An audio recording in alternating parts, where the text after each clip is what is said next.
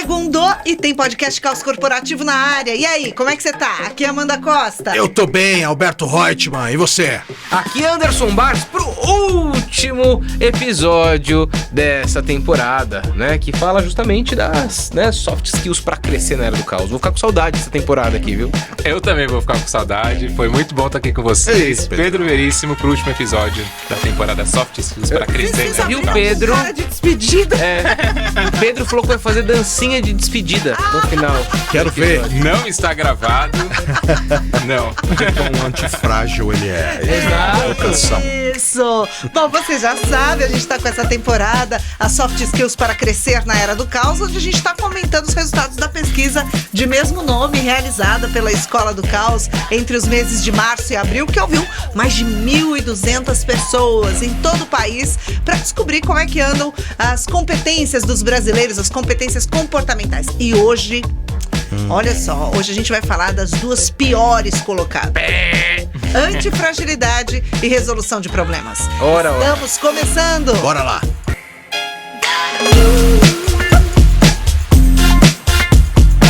Eu achei que o brasileiro fosse antifrágil. De verdade.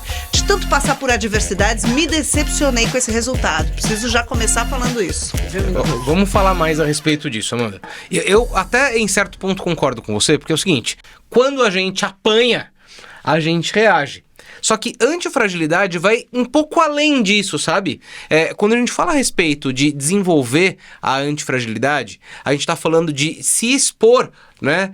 De se arriscar de fato, de encarar o desafio, de entender que a desordem faz parte, que incerteza e instabilidade faz parte do mundo. Inclusive o autor que escreveu o livro, né, Antifrágil, Nassim Taleb, ele diz, né, que o antifrágil, e esse é o título do livro, né, coisas que se beneficiam do caos, que diz que um ambiente calmo gera involução, e até, né, no melhor, né, dos profissionais isso acontece. Então é preciso a gente se colocar propositalmente em situações de risco para a gente conseguir se desenvolver. E eu acho que isso o brasileiro não faz. Se a gente apanha, toma paulada na cabeça, a gente vai lá e reage. Mas a gente fica nessa postura reativa, né? A gente não vai pro proativo, a gente não cria possibilidades, a gente não cria cenários caso alguma coisa ruim venha a acontecer. Por isso que eu acho que tem níveis aí nessa história. Quem toma contato com esse conceito, né? A primeira coisa que aprende é que o contrário de frágil é antifrágil. E nesse sentido é interessante a gente entender o que é de fato antifrágil. Que o brasileiro, de fato, ele tem uma dificuldade em ser antifrágil, porque a gente leva as porradas da vida e se abala. A gente não é incólume. O brasileiro ultrapassa as diversidades, supera, mas fica abalado emocionalmente. Isso atrapalha o processo de evolução, porque a gente começa a vincular todo o processo de mudança, evolução, para desgaste emocional. Então a gente sofre os trancos e barrancos e vai aprendendo aos trancos e barrancos, mas um desgaste emocional, um custo emocional muito alto, né? Poderia ser bem Inclusive mais nem simples. consegue antecipar muitas vezes esse Não cenário, consegue. né? Por isso que a gente posterga o máximo possível que a gente puder dos problemas, porque dói em nós demais lidar com as coisas críticas da vida, né?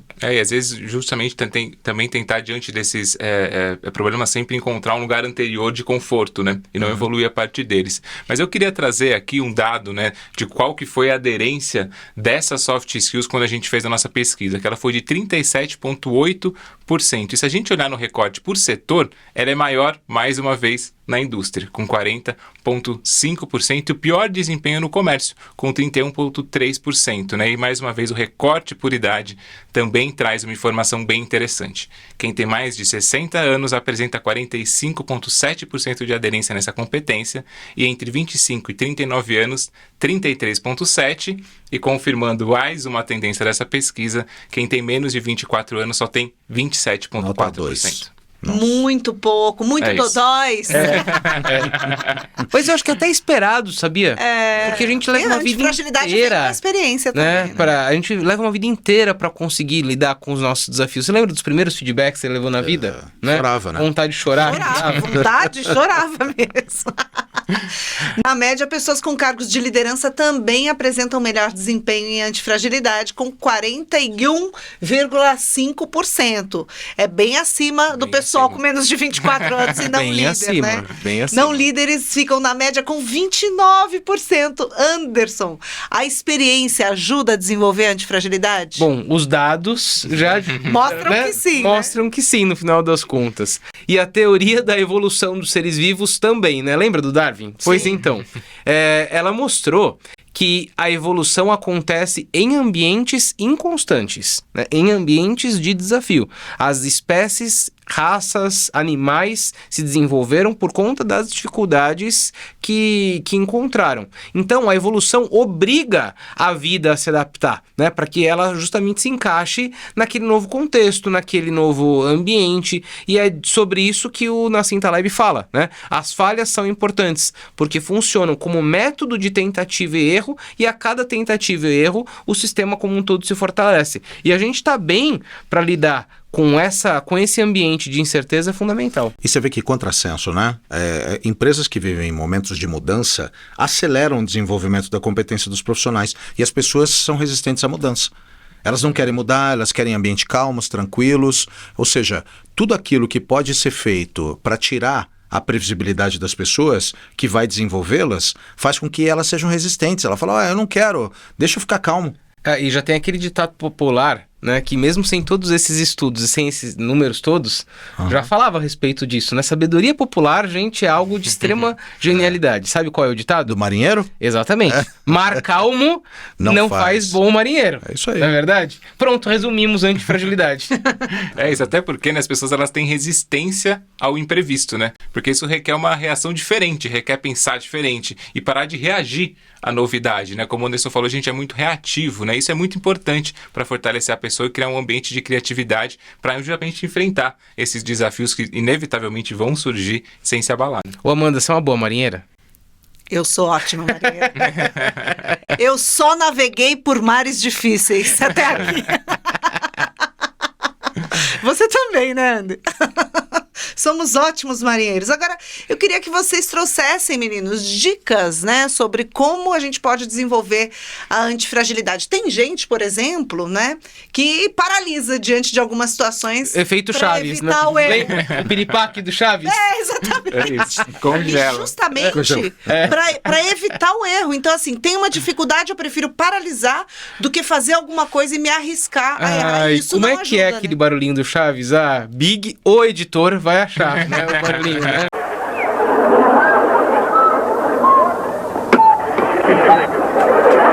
Evitar o erro não ajuda. E não ajuda mesmo, Amanda. Sabe por quê? Porque a gente tem que encarar o erro e, obviamente, as suas consequências de frente se a gente quiser desenvolver antifragilidade.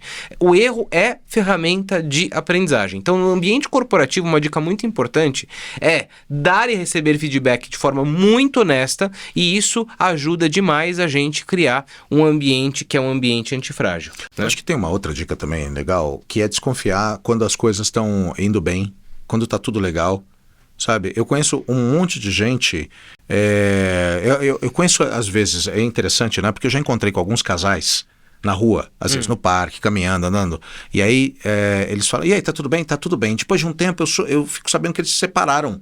E aí o meu exercício... Mas sua expectativa era que eles olhassem pra você, não. É uma porcaria, a gente bem às vésperas de se separar. Ele me traiu. Isso aqui é uma fachada. Né? A gente só veio até aqui nesse beleza americana, porque a gente tinha o nosso filho pra buscar. Mas é um contrassenso. Eu acreditaria que eles falariam isso pra ver, tá tudo uma porcaria, estamos caminhando pro forma aqui no parque. Mas é isso, desconfie quando as coisas estiverem tudo bem. Se estiver tudo calmo, é onde a explosão tá preparada, né, para acontecer, né? E acho que tem algumas perguntas, inclusive, que a gente pode fazer para refletir sobre esse momento e o nosso nível de antifragilidade, né? Uma delas é: o caos te assusta ou te motiva? Quando você se vê diante dessas situações, qual é a sua reação? Boa. Você consegue encontrar alternativas diante dos imprevistos, ou você precisa ter tudo sob controle, ter o plano bem traçado? E por fim, né, para você, crise é um problema ou uma oportunidade, né? Acho que isso ajuda a gente nesse processo de autoconhecimento, inclusive para conseguir se desenvolver, né? Uhum. Gostei dessas provocações, hein, Pedro? O pessoal que está ouvindo, que está assistindo, já está respondendo. Já está coçando na cadeira, com né? Certeza, já tá com coçando certeza. Na cadeira. São perguntas que levam a pessoa a pensar em mudar algumas maneiras de encarar os desafios, não só para superá-los, né? Mas para usá-los em favor do seu desenvolvimento. E agora vamos falar de resolução de problemas. Falamos muito já de antifragilidade. Tava bom, né? A lanterna do campeonato, né, gente? A lanterninha brasileira é ruim para resolver problema. Ficou com a última colocação na nossa pesquisa, com 28,1% de aderência. Temos muita dificuldade nessa competência, hein? Temos um problema para resolver, Amanda. Olha só, gente, falar de resolução de problema reforça, né, que rapidez na decisão e resgate de antigas soluções não necessariamente implicam em assertividade. Um mundo que muda com a velocidade que muda, muitas vezes a nossa tendência é resolver o problema do agora como a gente já resolveu antes. E é aí que a gente se estrepa, porque o mundo mudou, então muitas vezes o nosso jeito de resolver o problema também vai ter que mudar. Então a gente precisa considerar novas abordagens, a gente precisa buscar soluções que sejam originais. O profissional brasileiro, ele quer decidir rápido, mas nem sempre ele é assertivo o quanto precisa, e foi isso que a pesquisa disse. E diante de incertezas, ter coragem para tomar decisões, mas que nem sempre são as melhores, é um negócio muito importante. Eu acho que não é surpresa isso aparecer na pesquisa, né? Eu acho que no Brasil a gente vive situações críticas, desde aqueles desmoronamentos horrorosos que matam pessoas, o problema da Cracolândia em São Paulo, a violência pública, saúde pública, saneamento básico. São problemas que nos acompanham há muito tempo, que a gente não resolve. Problemas que acho que muitos deles começaram pequenos até e viraram bola de neve. Nós somos ruins de resolver problema. Nós somos ruins de nos comunicar nesse sentido, aí falta criatividade. Eu acho que essa é uma das 5 piores skills do brasileiro, e é possível explicar essa baixa aderência pelo fato da gente ter que parar para se confrontar com algo que expõe as nossas deficiências. Eu acho que hoje boa parte dos problemas do Brasil são relacionados a muitas vezes a essa competência. A gente não consegue resolver os problemas, a gente não para discutir, tem um bode na sala, vamos sair daqui só quando a gente resolver. Quer buscar só solução fácil, né, Alberto? E eu tenho uma coisa que eu costumo dizer sempre, às vezes pode até existir, né, mas não é uma tendência, né? Não existe solução simples para problema complexo. Não existe. Porque se tivesse a solução simples para problema complexo... Ele não seria complexo. Percebe? Diferente da criatividade, né, Pedro? Por exemplo, a gente consegue desenvolver. O problema de solucionar problema é você lidar com a diversidade. O problema de solucionar problema. O problema de resolver as coisas, tá? Porque a gente precisa parar e falar aquilo que a gente não concorda. E a gente discute, eu acho que muitas vezes o brasileiro não é profundo, inclusive, viu, Alberto? Daí o jeitinho brasileiro, né? A gente fica na superficialidade. E muitas vezes, analisar um problema complexo demanda a gente analisar, sabe, aquela questão em profundidade. Só que as pessoas se cansam, não querem fazer. E quando a gente olha pro ranking, né, algumas outras soft skills se relacionam muito e explicam um pouco do porquê que a resolução, quando a gente olha para a resolução de problema, ela tá muito para baixo, né? Criatividade é um exemplo, aprendizagem ativa é outro exemplo, que são habilidades que estão muito implicadas. Né? Exatamente. Quando a gente está falando disso, né, Pedro? Todas elas para baixo acabam explicando porque a resolução de problema está aí, porque a gente precisa de todas aquelas outras para conseguir lidar bem com essa, né? É isso. E quando a gente olha, por exemplo, para criatividade especificamente, essa competência está muito atrelada a grandes inovações, as pessoas específicas ou momentos certos para você ser criativo ou inovador. Né? E o que a gente mediu justamente nessa pesquisa é que a nossa capacidade foi a nossa capacidade de inovar no dia a dia, com as nossas rotinas, de colocar a criatividade para resolver problemas da nossa rotina, repensar processos e gerar valor nessas nossas entregas. Né? E quando a gente olha o recorte por setor, vamos lá, será que teremos novidade nesse recorte por setor? Temos os profissionais que trabalham no comércio, olha só, com mais dificuldade na resolução de problemas, com 26,6% de aderência, e os do terceiro setor se saíram melhor nesse caso, viu? Com 30,7%.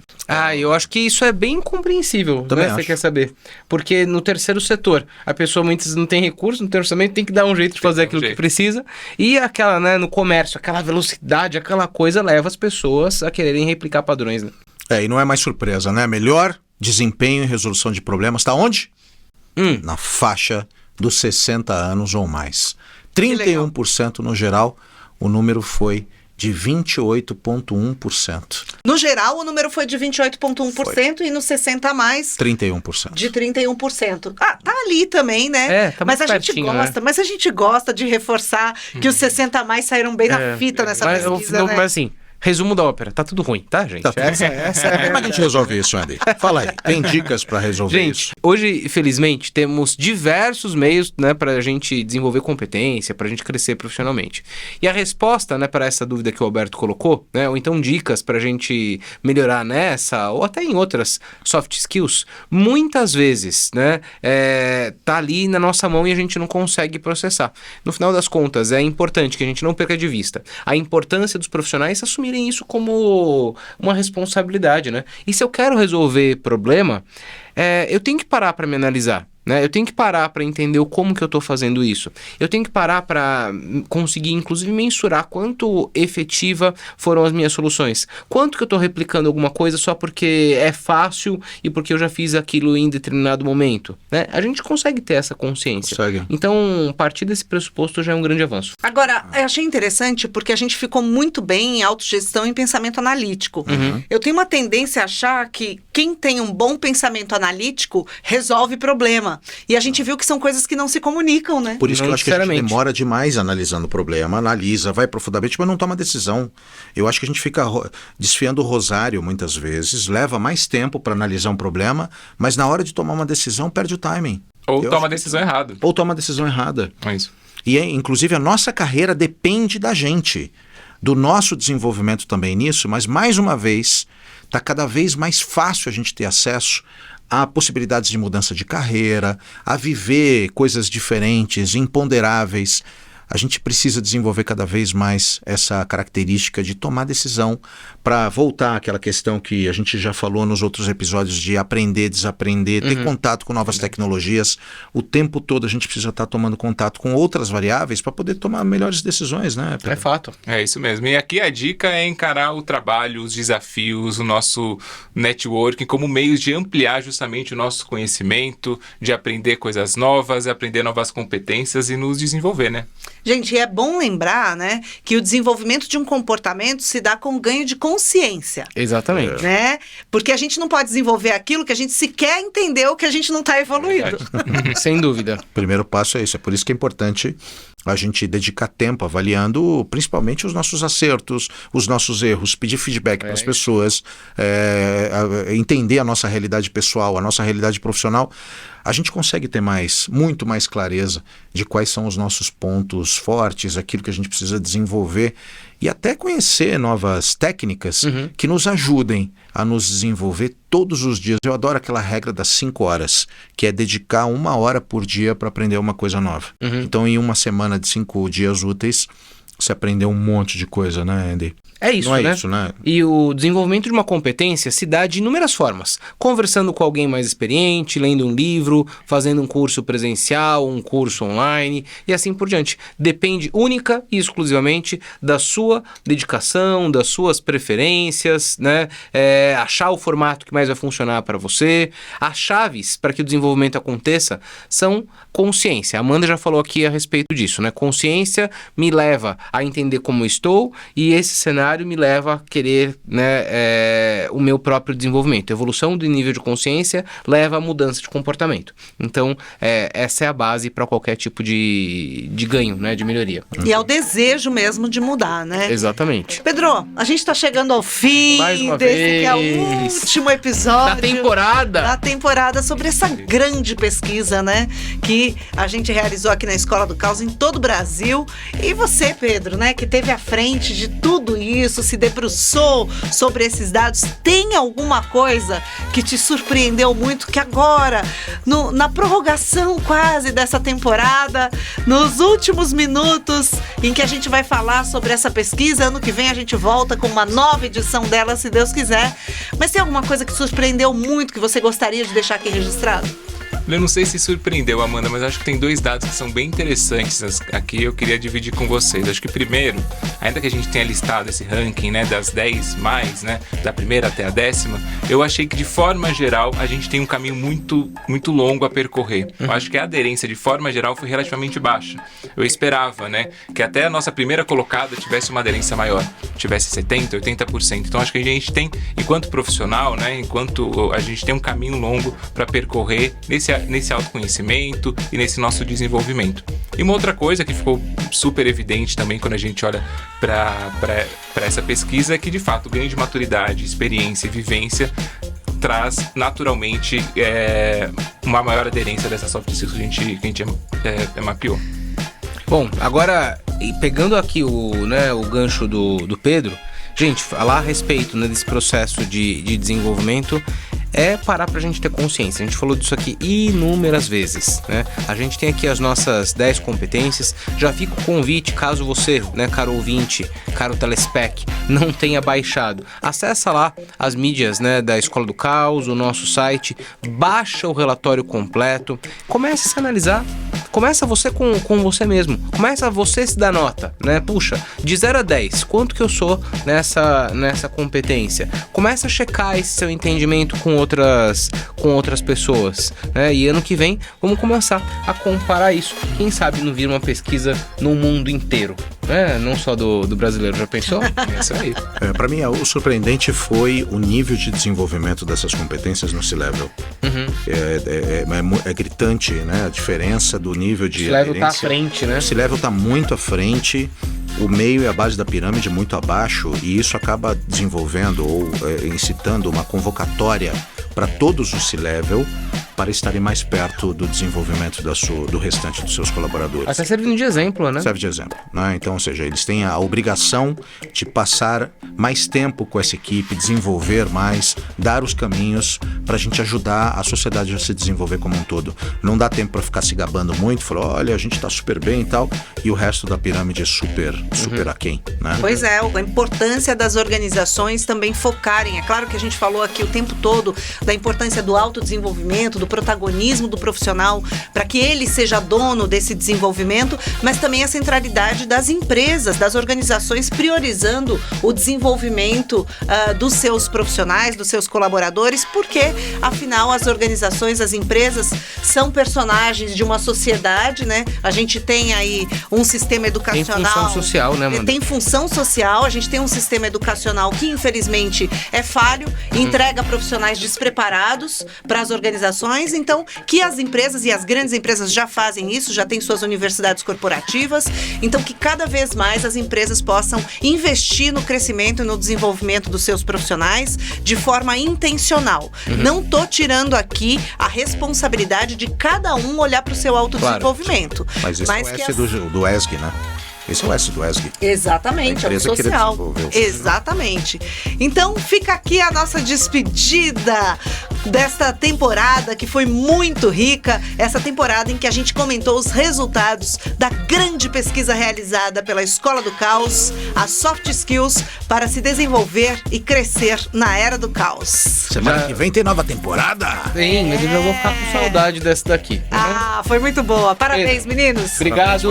Volte sempre. Participação especial, volte sempre. Uma honra tê-lo aqui conosco, viu? Obrigado, fiquei muito feliz de participar também. Obrigado pelo convite. E já sabe, né, gente? Compartilha, segue a gente, ativa o sininho, ativa as notificações, manda pra quem você gosta, manda pra quem você não gosta, tá tudo certo, né? É isso aí, vamos que vamos. Um beijo, até a próxima temporada. Tchau. Tchau, gratiluz. Não. Gratiluz não dá. Não. Vamos que vamos é melhor. Tchau. Tchau.